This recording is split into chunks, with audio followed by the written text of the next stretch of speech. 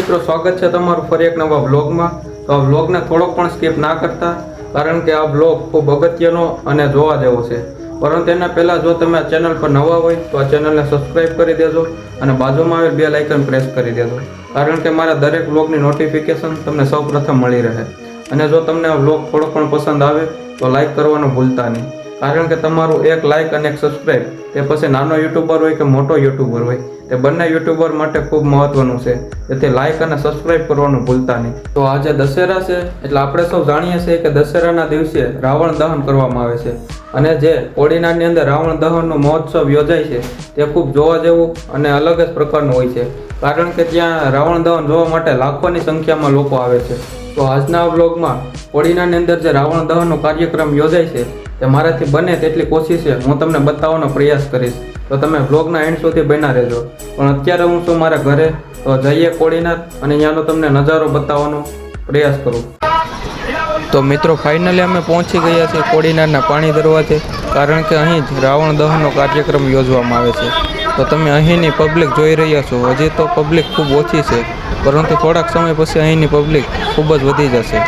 તો આપણી એક્ઝેક્ટ સામેની સાઈડ તમે જોઈ રહ્યા છો કે રાવણ છે, અને તે જ રાવણનો નાશ આજે લોકો કરવાના છે। તો પહેલાંની પબ્લિક અને અત્યારની પબ્લિક તમે જોઈ રહ્યા છો, અત્યારે લાખોની સંખ્યામાં લોકો રાવણ દહન જોવા માટે આવ્યા છે।